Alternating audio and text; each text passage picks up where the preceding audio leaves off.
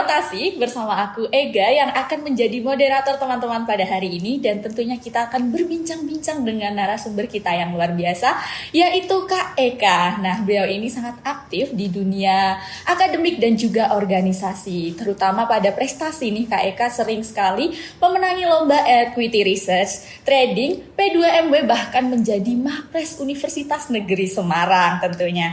Tapi untuk mencapai di titik ini tentunya Kak Eka ini mengalami perjalanan yang tidak mudah. Pasti ada hal-hal yang menjadi tantangan Kak Eka untuk sampai di titik kali ini. Nah, tanpa lama-lama langsung saja kita sapa pembicara kita hari ini, yaitu Kak Eka. Selamat pagi Kak Eka. Pagi Ega. Gimana nih kabarnya Kak Eka?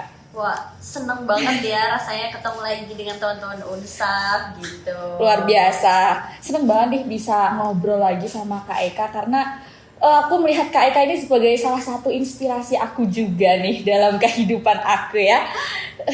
It's too much ya sebenarnya.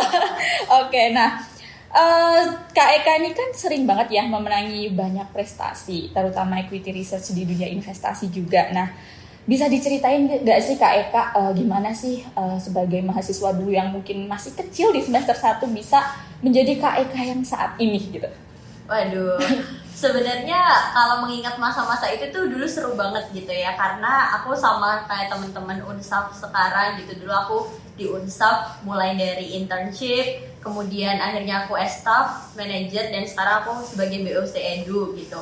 Dulu sebenarnya kalau ditanya gimana waktu memulai equity research, jadi kan sebenarnya sama kayak kalian kan juga kayak ngelihat senior-senior pada lomba gitu ya. Nah, dulu tuh kali pertama waktu aku mau masuk Unsaf, ketika dulu kayak ada sosialisasi gitu-gitu tuh, aku melihat ada satu cutting aku, dia tuh baru pulang dari Banjarmasin kala itu, dan kayak waktu itu tuh aku sebagai maba nih ngelihat, wow, pulang dari Banjarmasin gratis loh, dibayarin gitu kan sama fakultas gitu.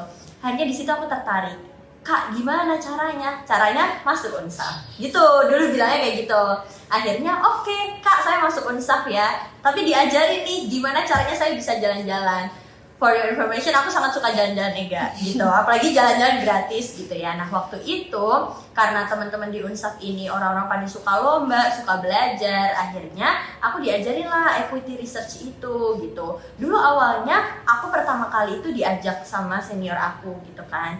Nah, tapi itu hanya pertama aja, sekali aja. Terus abis itu di selanjutnya aku udah nyoba aja gitu loh, nyoba aja sendiri, karena ternyata kalau di dalam equity research itu kalau kita cuma belajar teori tanpa kayak kamu mau terjun mencoba sendiri, nggak akan bisa kayak gitu loh. Makanya aku belajar, kalau aku nggak ngerti aku baru nanya, dan alhamdulillah beberapa kali karena aku dapat dukungan tim yang kuat juga, sampai pada akhirnya berhasil memenangkan lomba beberapa kali. Oke, berarti Kak Eka ini motivasi awalnya pengen jalan-jalan juga. Betul, ya salah satunya. Iya. Nah, kalau ngobrolin tentang prestasi nih, Kak Eka awal mulanya kan masuk Unsaf juga nih salah satunya. Tapi kalau dari sisi investasi sendiri ini kan Kak Eka juga salah satu investor ya. Nah, itu gimana sih awal mulanya Kak Eka tertarik dalam dunia investasi itu sendiri? Oke, jadi sebenarnya dulu waktu aku sekolah menengah lah ya, dulu tuh aku dari SMK akuntansi, which is di akuntansi of course kita sudah diajarkan investasi meskipun sangat-sangat basic gitu. Sampai pada akhirnya dulu tuh aku bener-bener minim informasi banget soal investasi. Dan aku tuh ketemu sama satu platform aplikasi yang mana ternyata aplikasi itu tuh dulu aku kira dia tuh menjual namanya saham, aku kira kayak gitu loh. Tapi ternyata baru ketika aku masuk Unsaf tuh ternyata instrumen investasi tuh nggak cuma saham doang gitu ya, banyak banget gitu. Tapi dulu tuh kayak aku asal aja mencoba aplikasi itu gitu loh. Dan kayak dulu pertama kali aku investasi di situ tuh hanya mulai dengan 10.000 gitu.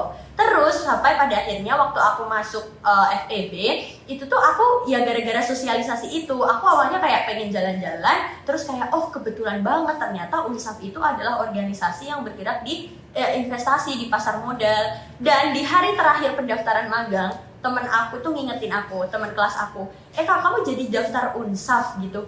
Hah, Unsaf yang mana ya? Aku masih kayak gitu, aku masih Unsaf yang mana? Yang investasi itu loh gitu.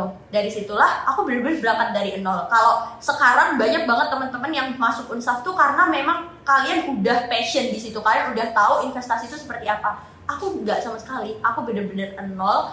Kemudian di Unsaf aku belajar dengan lingkungan yang sangat mendukung, aku tanya-tanya, bahkan aku pun ketika kayak dulu di magang di tahun pertama aku baru belajar aja, aku belum terlalu terjun, sampai pada akhirnya kayak berlambat laun aku melihat teman-teman aku kayak pada investasi, aku juga pengen gitu loh. Makanya dari situ aku belajar dan mungkin satu hal sih, kayak aku juga sering nanya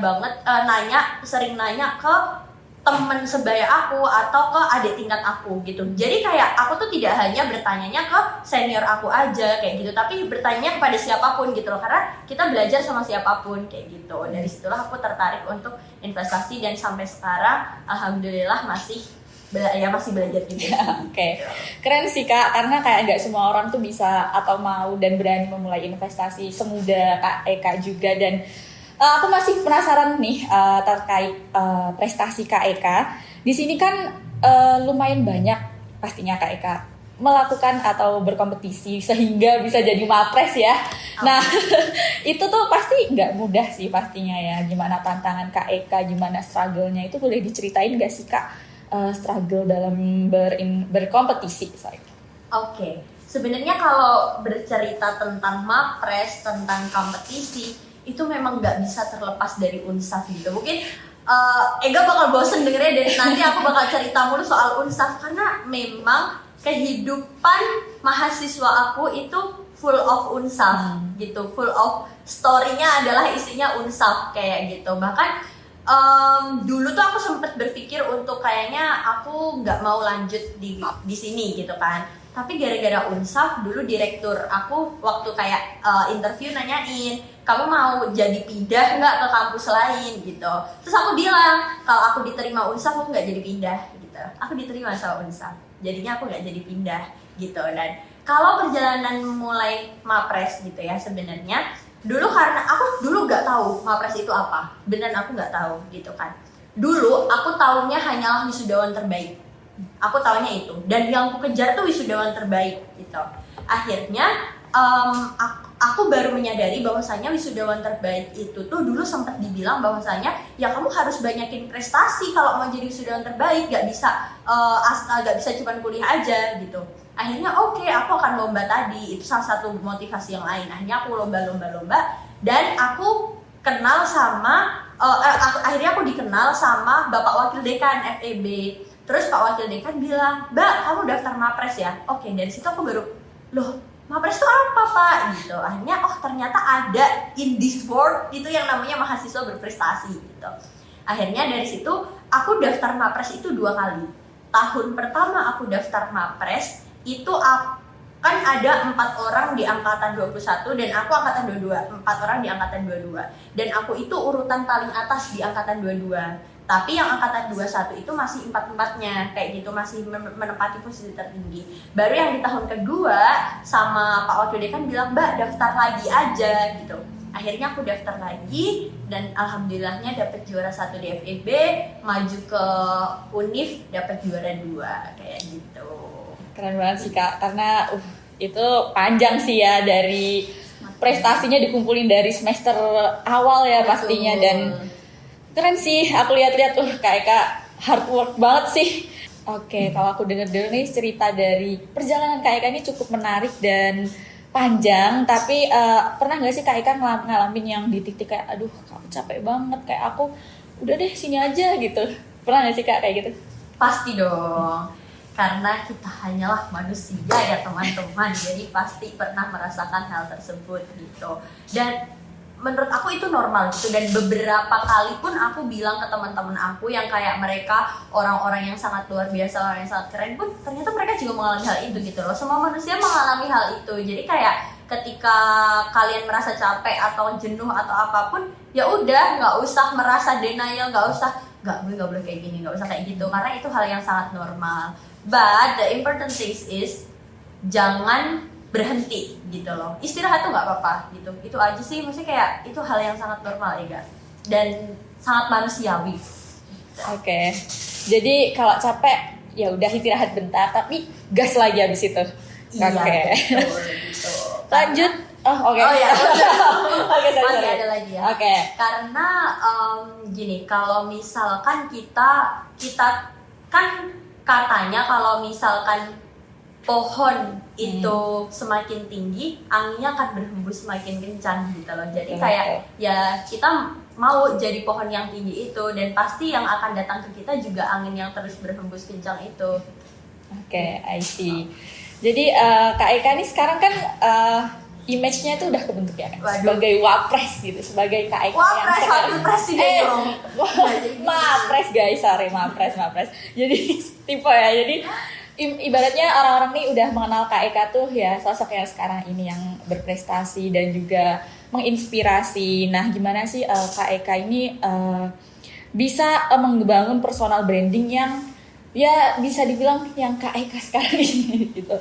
Waduh, kalau kalau image, aku terlalu sebenarnya aku agak takut kalau mau bicarakan hal ini gitu ya, karena masih banyak banget orang-orang yang lebih hebat daripada aku kayak gitu. Tapi kalau personal branding gitu ya, aku memanfaatkan Instagram sama LinkedIn gitu.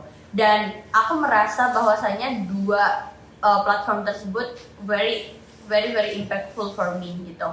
Karena yang pertama adalah kalau untuk branding di Instagram gitu, for now Gen Z, not just Gen Z sih, tapi kayak semua orang tuh menggunakan Instagram. Jadi kayak semua orang kan melihat kamu itu dari Instagram.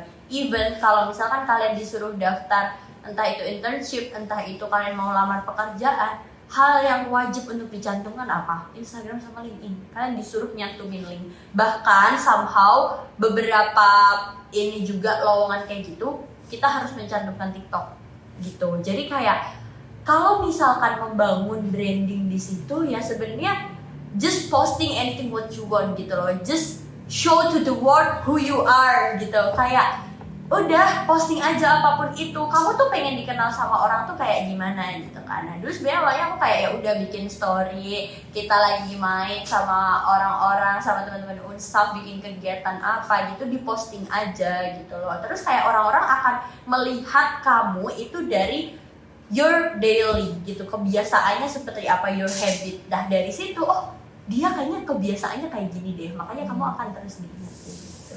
Oh, paham. Jadi IG nggak usah di privat lah ya. Iyalah. Nggak usah ya.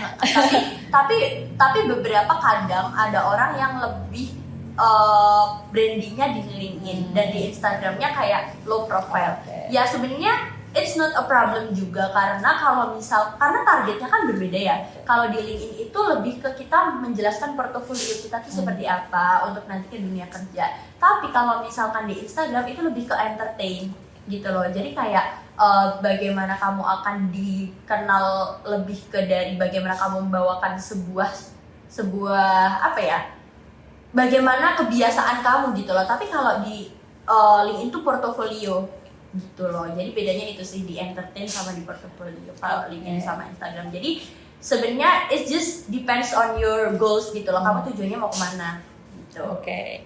Thank you Kak Eka, tips untuk gimana kita bisa membangun personal branding lewat LinkedIn dan juga Instagram seperti yang Kak Eka lakukan.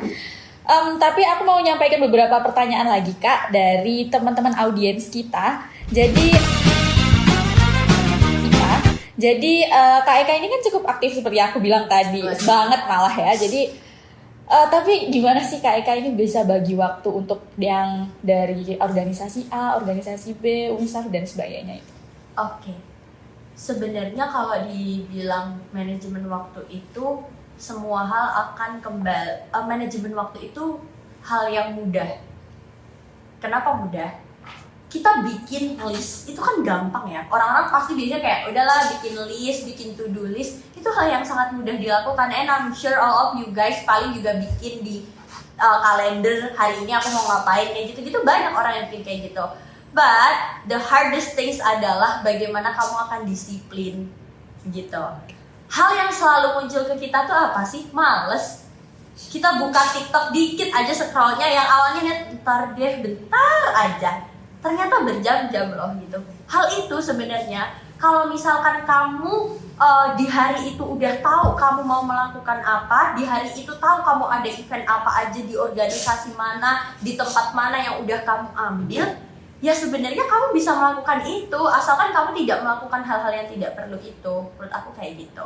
Tapi ya balik lagi, kalau misalkan emang lagi capek ya nggak apa-apa gitu loh. Kayak yang penting tuh jangan apa ya, yang penting aku tuh paling nggak suka kalau ada orang yang kayak seolah-olah dia itu bukan seolah sih, dia tuh sibuk dalam semua-muanya, kayak semua-muanya diambil. Ya itu nggak apa-apa, bagus, kamu mau mengembangkan dirimu kemanapun kayak gitu loh. Tapi masalahnya kalau kayak dia melakukan hal-hal yang tidak di luar apa ya, di luar kewajibannya, dan sampai pada akhirnya dia tidak mengerjakan kewajibannya, itu ngerugiin orang lain kayak gitu. Karena gini, kalau di logika, kalau teman-teman juga pasti tahu, di Jepang, di Korea, negara-negara dengan tingkat orang-orang dengan tingkat kecerdasan yang sangat luar biasa itu, mereka belajar more than 12 hours in a day, ya kan? Pagi mereka belajar, siang sekolah, sore bimbel, malam ngapain, kayak gitu kan. Itu sebenarnya juga a part of time management loh.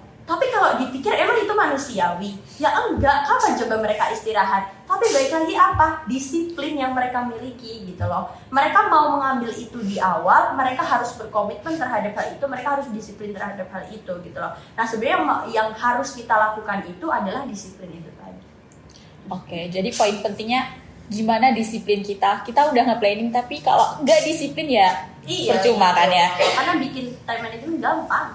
Oke, inget guys, disiplin ya. Tapi kalau ngomong-ngomongin, kita kan tadi udah ngomongin tentang manajemen waktu, tapi kalau gimana sih tentang manajemen mental? Oke, karena kayak untuk mencapai titik ini kan panjang, yang seperti aku bilang tadi, pasti kayak aduh capek gitu. Dan Kak Eka tadi juga bilang capek nggak apa-apa, tapi gimana sih how to manage mental Kak Eka ini sendiri? Support system. Oke. Itu yang paling penting gitu. Dan support system di sini bukan hanya tentang siapa orang spesial, bukan hanya kayak gitu ya, tapi kayak temen, itu yang pertama. Kayak lingkungan kalian gitu. Dan yang kedua adalah kalau misalkan kalian memang kan tidak semua orang memang memiliki mental yang kuat gitu ya, karena data aja nunjukin Gen Z itu memang memiliki banyak masalah dalam kesehatan mental kayak gitu. Dan itu for now adalah jadi isu yang sangat krusial gitu kan. Kalau emang udah membutuhkan tenaga yang profesional ya nggak apa-apa gitu loh. Tapi kalau aku tuh alhamdulillah tidak pernah, selama ini aku belum merasa membutuhkan tenaga profesional. But aku tuh punya sebuah organisasi namanya Generasi Berencana, yang dimana di sana itu kita adalah konsepnya adalah peer counselor untuk dimana kita satu sama lain itu mendengarkan. Nah di situ aku kalau emang benar-benar lagi capek, kita tuh ada yang punya peer counselor itu, dan itu sangat-sangat bisa dimanfaatkan untuk aku ngobrol. Jadi jangan meskipun melihat kayak seolah-olah hal itu nggak aku branding di Instagram, capeknya aku, mentalnya aku gimana, tapi di belakang pun juga kadang aku butuh ruang untuk seperti itu, butuh ruang untuk didengarkan kayak gitu sih. Oke, jadi kayak support system guys. Jadi kalian carilah teman-teman yang bisa support kalian. Keluarga. Gak harus pacar kan Kak? Gak harus. Jadi solo orang jomblo pun masih bisa ya bertahan. Oke, tapi aku mau tahu nih, kembali lagi ke zaman kuliah. Ada gak sih kayak titik turning point Kak Eka nih? Kayak yang bikin Kak Eka jadi kayak sekarang kayaknya. Turning point-nya, aku tahu. Aku ada satu hal yang kayak sampai sekarang tuh aku masih sangat-sangat mengingat gitu ya. Sebenarnya menurut aku ini bukan hal yang bikin aku sakit hati gitu, enggak gitu. Dulu waktu aku di semester 2 kalau aku nggak salah, semester 2 tuh berarti aku baru mau staf Unsaf gitu. Di situ kalau misal aku tuh dibilang sama kayak cutting aku gitu tuh, dibilangin kayak, kok ngapain kamu ikut Unsaf kayak gitu? Ya karena aku mau berprestasi di Unsaf gitu lah. Emang Unsaf sering nyumbang prestasi gitu kayak gitu lah. Aku tahu kayaknya dia bercanda deh atau kayak gimana gitu. Terus kayak emang ada Mapres FEB dari Unsaf gitu. Aku bener-bener masih ingat banget. Itu sebenarnya aku nggak bikin aku sakit hati ya guys soal beliau gitu. Tapi aku cuman oke, abis ini aku tunjukin Mapres dari Unsaf ya gitu. Dan dari situ aku merasa bahwasanya kayak itu memotivate aku gitu loh, kayak aku mau berkembang, ngedevelop diri kayak gitu.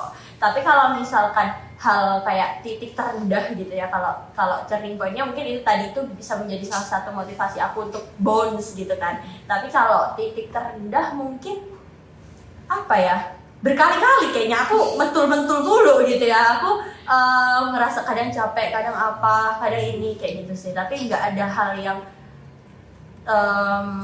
ya tapi kadang kalau karena kayak aku flat aja kayak gitu mulu, maksudnya kayak meskipun kesana kemari, tapi kadang juga aku bosen terhadap hal itu gitu loh, kayak nyari apa ya di dunia ini gitu. Tapi ya sudah. Oke, jadi kalau berdasarkan cerita Kak Eka tadi cukup panjang dan capek pastinya, tapi aku mau tanya nih Kak terkait apa sih visi dan juga visi sih tepatnya Kak Eka ini ke depannya di bidang profesional dan juga gimana kontribusi Kakak nantinya ke masyarakat dan sosial.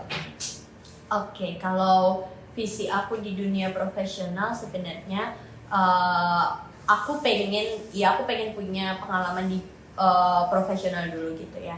But mungkin karena for now tuh aku lagi internship gitu ya, internship di salah satu institusi capital market juga di Semarang sih gitu. Tapi kalau nanti mau kemana karirnya, I hope aku akan tetap di capital market gitu. Gitu itu yang, atau di finance gitu sih. Karena aku melihat bahwasanya kayaknya interest aku di situ gitu. Tapi kalau keberdampakan aku di sosial dan masyarakat, aku sangat suka untuk mengikuti berbagai kegiatan sosial, entah itu ke anak-anak inklusi kayak gitu, atau entah itu ke lansia kayak gitu. Itu melalui mana? Itu melalui tadi yang sempat aku ceritakan, organisasi yang aku ikuti, Generasi Berencana. Dan I hope nantinya ketika aku sudah selesai dari situ pun aku masih bisa berkontribusi, mungkin tidak secara langsung, tapi dengan sosial media yang aku punya, aku masih mau membantu orang-orang yang mungkin nanti akan membutuhkan pertimbangan aku, atau mungkin mereka membutuhkan advice aku kayak gitu sih. Ya karena meskipun mungkin hal itu adalah hal yang very small things gitu loh, tapi aku merasa bahwasanya setiap yang kita lakukan, baik itu sekecil apapun, itu akan tetap mungkin akan bermanfaat besar bagi orang lain kayak gitu loh. Karena dibandingkan kita diam nggak ngapa-ngapain, ya at least kita memberikan dampak meskipun itu kecil kayak gitu. Karena ada teman aku tuh pernah pernah bilang ke aku, ini quotes, bukan quotes sih, ini istilah dalam bahasa Jawa. Gini, dikei sehat kudu manfaat. Itu artinya adalah kalau kamu diberi kesehatan, kamu harus bermanfaat juga ke orang di sekitarmu, ke orang lain, ya surrounding you kayak gitu. Oke, paham. Jadi kita harus bermanfaat juga buat orang lain ya Kak, betul. Nah, terakhir banget nih Kak, aku pengen tahu nih Kak Eka punya kata-kata motivasi nggak nih buat temen-temen yang nantinya bakal nonton podcast kita yang bisa jadi inspirasi mereka ke depannya? Oke, ini adalah kata-kata yang selalu aku berikan sebagai closing, karena aku benar-benar mengambil hal ajaib dari hal ini gitu. Everything will be okay at the end. So if for now not okay, so this is not the end. So just doing your best kayak gitu. Kenapa kayak gitu? Ketika teman-teman merasa dunia nggak baik-baik aja, dunia nggak berpihak, itu berarti bukan sebuah akhir gitu. Karena apa? Everything will be okay at the end. Pada akhirnya semuanya akan baik-baik aja. Jadi kalau belum baik-baik aja, itu bukanlah akhir, itu bukanlah waktu untuk kalian berhenti, tapi justru itu adalah waktu untuk kalian terus-terus bertumbuh dan terus-terus untuk mengusahakan hal baik di akhir itu nanti. Dan satu hal lagi adalah segala sesuatu itu coba dulu aja. Karena lagu ini tuh aku sangat-sangat setuju. If you never try, how will we know? If we never try, how will we know? Kita sangat setuju dengan lagu itu gitu loh. Karena kalau kita nggak nyoba, ya gimana kita mau? Oke, terima kasih Kak Eka atas kalimat motivasinya, cukup luar biasa ya. Kita hari ini tahu banyak insight dari Kak Eka, perjalanannya, struggle-nya dan semuanya. Semoga podcast kali ini bisa menjadi semangat baru untuk teman-teman untuk lebih berprestasi dan lebih semangat lagi tentunya. Oke, aku cukupkan untuk podcast kali ini. Sampai jumpa di episode rotasi berikutnya. Bye-bye.